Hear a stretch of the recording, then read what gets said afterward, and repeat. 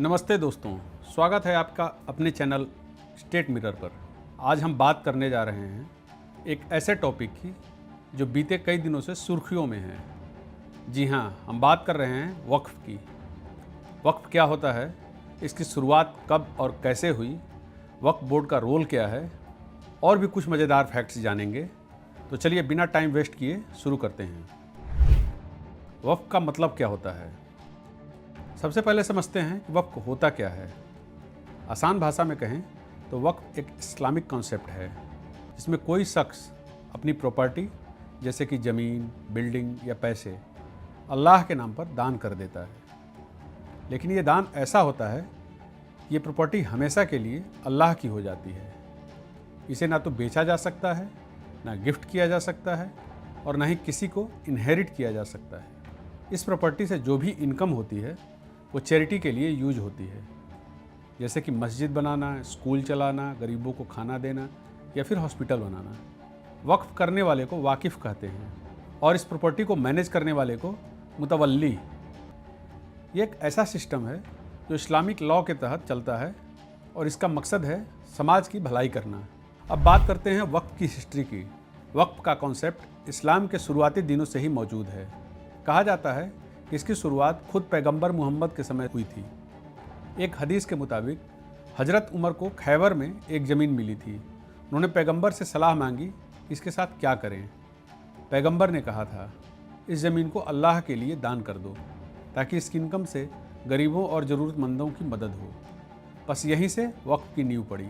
भारत में वक्फ की शुरुआत दिल्ली सल्तनत के समय हुई, करीब 12वीं सदी में।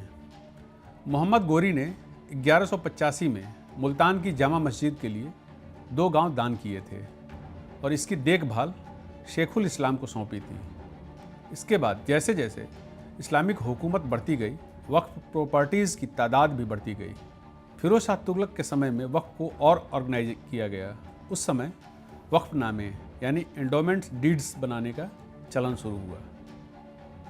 इस्लामिक गोल्डन एज में वक्फ ने इस्लामिक स्कॉलरशिप और एजुकेशन को बढ़ावा देने में बड़ी भूमिका निभाई।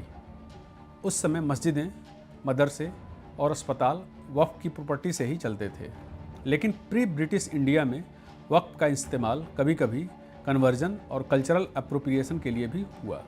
अब बात करते हैं वक्फ बोर्ड की। भारत में वक्फ बोर्ड की शुरुआत 1913 में ब्रिटिश राज के दौरान हुई। उस समय मुसलमान वक्फ एक्ट 1923 बनाया गया जिसका मकसद वक्फ प्रॉपर्टीज़ को रेगुलेट करना था। 1954 में वक्फ एक्ट आया जिसके तहत सेंट्रल वक्फ काउंसिल और स्टेट वक्फ बोर्ड्स बनाए गए। 1964 में सेंट्रल वक्फ काउंसिल को एक स्टैट्यूटरी बॉडी बनाया गया जो केंद्र सरकार को वक्फ से जुड़े मामलों में सलाह देती है। वक्फ बोर्ड का काम है वक्फ प्रॉपर्टी को मैनेज करना, उनकी देखभाल करना और ये सुनिश्चित करना कि उनकी इनकम सही कामों में लगे। लेकिन समय के साथ वक्फ बोर्ड को लेकर कई कंट्रोवर्सीज भी हुई। मिसमैनेजमेंट, प्रॉपर्टी डिस्प्यूट्स और अतिक्रमण जैसी समस्याएं सामने आई। 1995 के वक्फ एक्ट ने बोर्ड को और ज़्यादा पावर दी, लेकिन कुछ लोगों का कहना है कि इससे प्रॉपर्टी पर कब्जे के मामले बढ़े। आज भारत में करीब 8.7 लाख वक्फ प्रॉपर्टीज़ हैं जो 9.4 लाख एकड़ ज़मीन पर फैली हैं।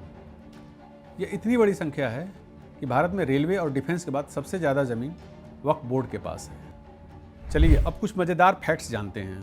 भारत में वक्फ प्रॉपर्टीज़ की वैल्यू करीब 1.2 लाख करोड़ रुपए है। इतनी बड़ी प्रॉपर्टी होने के बावजूद इनसे होने वाली इनकम बहुत कम है, महज 163 करोड़ रुपए सालाना। ऑटोमन एम्पायर में वक्फ इतना बड़ा सिस्टम था कि लोग वक्फ के घर में पैदा होते थे, वक्फ की किताबें पढ़ते थे और वक्फ की ज़मीन पर ही दफनाए जाते थे। वक्फ सिर्फ मुस्लिम्स के लिए नहीं होता, गैर मुस्लिम भी वक्फ बना सकते हैं बशर्ते वो इस्लामिक प्रिंसिपल्स को फॉलो करें। वेस्ट अफ्रीका में वक्फ का चलन ज़्यादा नहीं था, वहाँ लोग पर्सनल चैरिटी को ज़्यादा तवज्जो देते थे।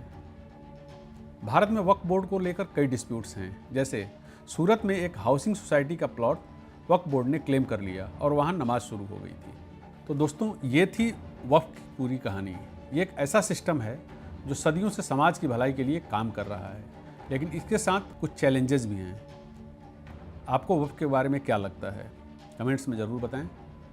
अगर आपको ये वीडियो पसंद आया तो लाइक करें, शेयर करें और चैनल को सब्सक्राइब करना ना भूलें। अगले वीडियो में फिर मिलते हैं, तब तक के लिए नमस्ते।